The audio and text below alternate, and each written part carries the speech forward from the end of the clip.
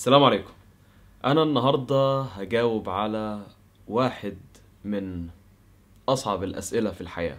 بصوا، انا واحد بيحب الاكل، وطبعا كلنا بنحب الاكل، بس انا بحب الاكل باشكاله وانواعه. نوع من الاكل اللي انا بحبه هو البرجر. في الفيديو ده وعلشان الاقي احسن برجر رحت ل5 مطاعم مختلفه. المطاعم دي هي ماكدونالدز، كان لازم احط ماكدونالدز لان ماكدونالدز كلاسيك، كلنا اكلنا من ماكدونالدز قبل كده. فادراكرز، جوني روكيتس، شيك شاك، ومعصرة ابو سالم. ايوه، معصرة ابو سالم. كل واحد من المطاعم دول مميز في شيء معين، وفي مطعمين يعني زي بعض. لو جوني روكيتس فادراكرز نقول دول اللي غاليين شويه، ماكدونالدز وشيك شاك اهو ارخص شويه، وعندنا معصرة ابو سالم اللي هي اكل الكافتيريا، اكل الكافتيريا اللي اكيد كلنا اكلنا منه. لا دلوقتي خليني اقول لكم، انا مش خبير جدا في الاكل، بس انا واحد بحب الاكل، بحب اكل حاجه حلوه. فتقييمي للبرجر هيكون مبني على 3 محاور. رقم 1 الطعم، اكيد طعمه حلو ولا لا. رقم 2 التجربه، الاكسبيرينس كامله بتاعه البرجر مع البطاطس حلو بتاع، والقعده عامله ازاي، وشكل البرجر عامل ازاي. وثالث حاجه هنقيم عليها هي هل هو اقتصادي ولا لا يعني. وبكده خلينا نبدأ رحلتنا علشان نلاقي أحسن برجر بالنسبة لي.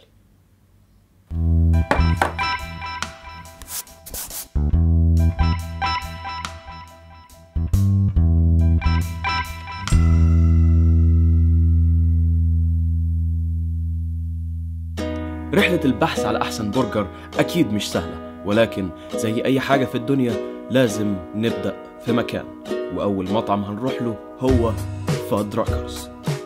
كده ما بشربش مشروبات غازية. بس ازاي بتبلع البرجر؟ ما بيتبلعش. لا، الموضوع بسيط. أنا أفضل آخد مية عن إني آخد مشروب غازي.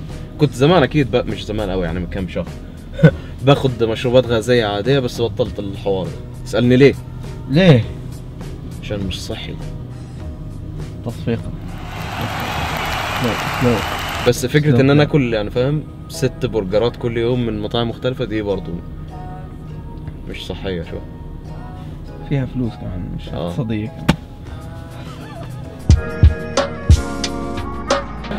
اللي انا هروح معاه هو ذا وركس، اللي معاه بيكن، علشان انا بحب البيكن خاصة في المطاعم دي اللي هي غالية شوية. وهاخد نص باوند كام بالكيلو.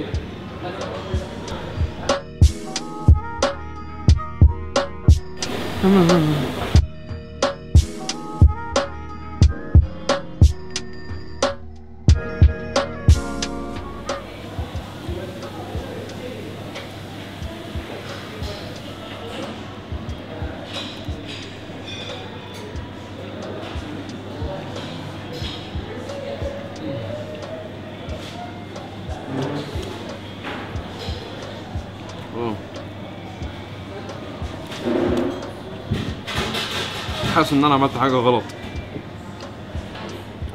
ايام ما كنت بعمل فيديوهات تحديات، الا لما في واحد قال لي تحدي كل من فادراكرز، حاجه زي كده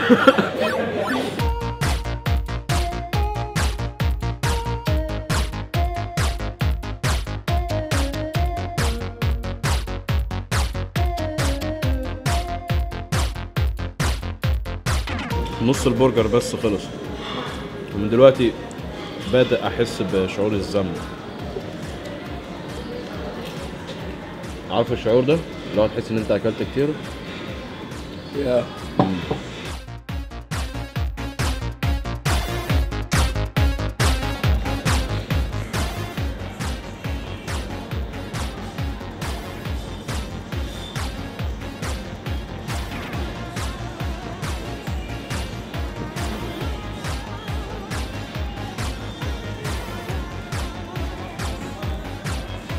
لا هنفضل كده فترة، فخليك معلش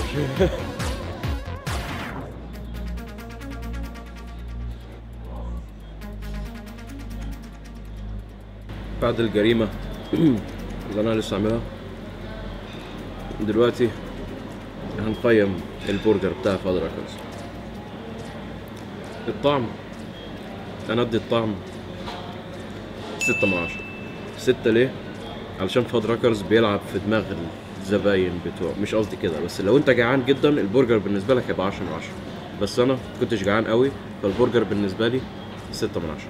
بالنسبه للاكسبيرينس كامله، التجربه كامله كده البرجر 7 من 10. انا طلبت في السايد ديش بتاع الانيون رينجز، ما شاء الله يعني هم ما خيبوش بالانيون رينجز.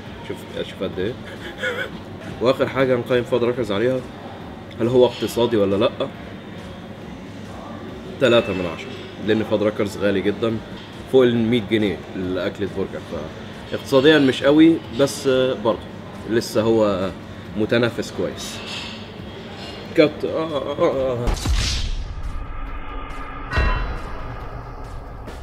بداية موفقة مع مطعم فادراكرز، ولكن جه الوقت ان احنا نروح للمطعم التاني، والمطعم التاني اللي احنا هناكل منه هو جوني روكيتس.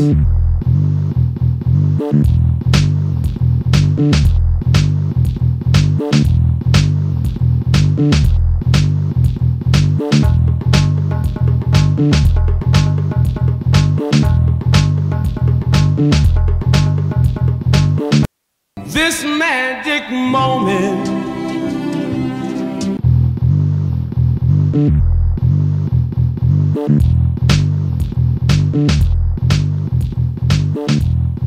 اليوم اللي اكلت فيه جوني روكيتس كنت بصراحه مش واكل حاجه طول اليوم وما كنتش مركز جدا، فعلشان كده انا نسيت اشغل الصوت في الكاميرا. يعني انا عمال بتكلم دلوقتي ومفيش اي صوت داخل في الكاميرا، وكمان كنت قاعد بتفرج على 13 reasons why، فواضح ان انا كنت مش مركز، فانا بعتذر لده وبعد لكم التقييم اللي انا قلته دلوقتي. جوني روكيتس بالنسبه للطعم طعم حلو جدا، وعلشان كده هديله 7 من 10، ولكن العيب في الطعم ان هو تقيل. بالنسبه للتجربه انا هدي التجربه 6 من 10، ده علشان التجربه ما بتجيش مع الساندوتش لوحده، لا انت لازم تجيب التجربه، بمعنى ان الساندوتش بيجي من غير اي سايد ديشز، لا بيجي البرجر لوحده وانت لازم تدفع زياده اذا كنت عايز تجيب اي حاجه تانية. ودلوقتي نروح اقتصاديا، ودي اكتر حاجه بتضاعف جوني روكيتس، لان اقتصاديا 2 من 10. جوني روكيتس هو اغلى مطعم موجود في الليسته دي. ودلوقتي نروح للمطعم التالت، ماكدونالدز الكلاسيك عند ناس كتير. طبعا انا لما رحت ماكدونالدز الطلب اللي انا طلبته علشان برضو نعمل المقارنه في الفيديو ده، اكيد انا طلبت البيج ماك. البيج ماك هو الساندوتش المعروف اكتر في ماك، وده اللي تقريبا كل الناس اكلته، فعلشان كده البيج ماك هو اللي هيريبريزنت ماكدونالدز في الفيديو ده. طبعا على مرور السنين البيج ماك، يا نهار اسود، طبعا على مرور السنين البيج ماك بقى فيه تعديلات كتير، في الناس اللي يقعدوا يقولوا حط بيج تيستي صوص معاه، بس زي ما قلت لكم احنا رايحين مع الكلاسيك. ويلا نروح اول قطمه.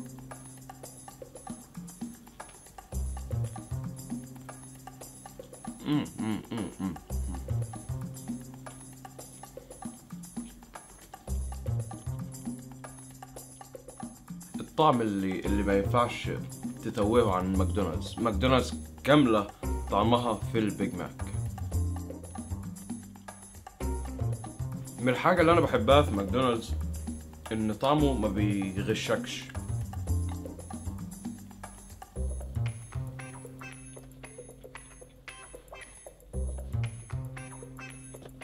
برجر ماكدونالدز ما بيخلكش تفكر كتير، وعلشان كده ماك هو الإجابة السريعة لكل الشباب لما يكونوا مش عارفين يروحوا ياكلوا فين.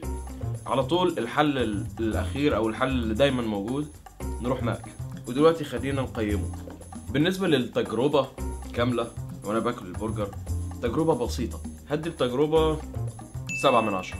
اقتصاديا هل ماك حلو اقتصاديا؟ مش هيجرح الجيب قوي بصراحة. ماك بالنسبة للمطاعم تانية ماك رخيص جدا بالنسبة للأكل اللي بيديه، يعني انت بتدفع قليل وبيجي لك كواليتي حلوة من الأكل. هو ساعات بتحس ان هو بلاستيك ان انت ما بتاكلش حاجة، بس برضه رخيص. فاقتصاديا ماك 8 من 10 من غير اي تفاهم، 8 من 10 لماك. ونروح دلوقتي للطعم. زي ما قلنا ماك كلاسيك والاكل بسيط جدا، فعشان كده الطعم ممكن يزعل شويه لان الطعم ممل. 5.5 من 10. نروح المطعم اللي بعده.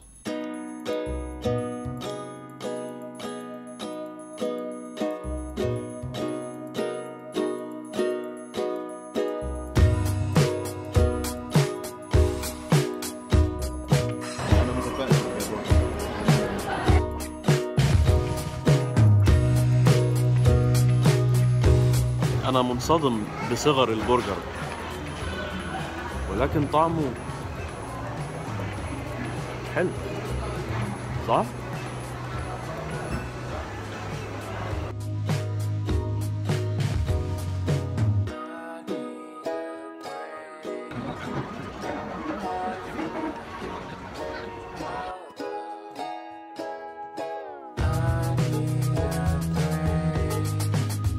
المهم دلوقتي هنقيم برجر شيك شاك. الكلمة الوحيدة اللي اقدر اوصفه بيها ان هو بسيط جدا. برجر صغير مش تقيل، ما بتحسش بالذنب بعد ما بتاكله، الاكسبيرينس بتاعته حلوه. فدلوقتي خلينا نقيم على طول. الطعم انا هدي برجر شيك شاك 8 من 10. 8 من 10 في الطعم. بالنسبة للاكسبيرينس، للتجربة كاملة، 6 من 10. ليه 6 من 10؟ لان التجربة بتاعت برجر شيك شاك حلوة، بس تجربة عن تجربة هتفرق. بالنسبة اقتصاديا، هل هو حلو اقتصاديا ولا لا؟ هو حلو اقتصاديا، بس لو جيت بصيت لحجم البرجر مش حلو قوي. بس هل الطعم يبرر السعر؟ برضو مش قوي. فعشان كده اقتصاديا انا هدي شيك شاك 7 من 10. ان هو مش غالي قوي صراحة، بس برضو حجم البرجر صغير، بس ممكن دي تكون حاجة حلوة.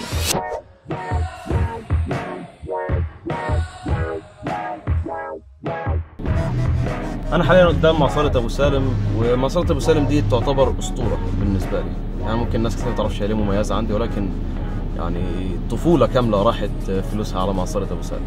اللي انا طلبت برجر ميكس. اللي مش عارفين ايه هو البرجر ميكس، برجر ميكس هو برجر لحمة عادي ولكن جواه حاجات غريبة، ولكن طعمه حلو. ولكن دلوقتي انا هاكله واقيمه ضمن البرجرات التانية اللي انا اكلتها، وانا دلوقتي في طريقي للجامعة. بس ايه احسن حاجة تعملها وانت في طريقك للجامعة كده؟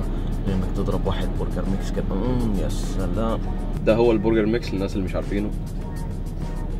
باول انطباع مش قوي جدا، ولكن خلينا نروح لاول قطمة ونعرف ايه الطعم.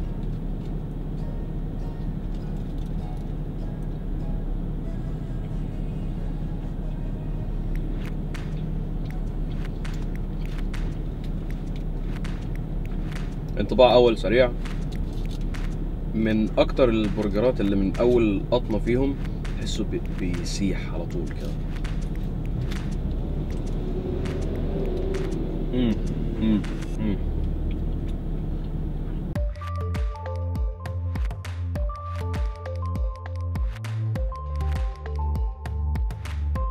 وطبعا لو انت هتروح تاكل برجر من معصره لازم تجيب عصير فريش، ده بيزود من التجربه قوي.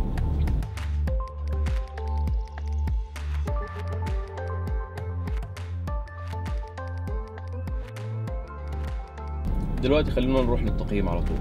الطعم اول حاجه، الطعم هديله 6 من 10. بالنسبه للتجربه يعني، وطبعا التجربه بتفرق من واحد للتاني على حسب انت عايز تطلب ايه، فانا هديها 5 من 10. وبالنسبه لاقتصاديا، هل البرجر اقتصادي ولا لا؟ البرجر مش اقتصادي، البرجر يا لهوي اقتصادي جدا. 9 من 10. 9 من 10، لان فوق ان هو اقتصادي كمان هو برضو طعمه حلو. وبكده اعزائي المشاهدين دي تكون نهاية رحلتي، واحسن برجر بالنسبة لي هو برجر شيك شاك، وفي المرتبة الثانية ماكدونالدز، وفي المرتبة الثالثة برجر معصرة ابو سالم. طبعا لاسباب مختلفة تميزهم بناء على المحاور الثلاثة اللي انا كنت بقيم عليها، ولكن اللي انا اقدر اقوله ان الرحلة دي كانت رحلة لذيذة.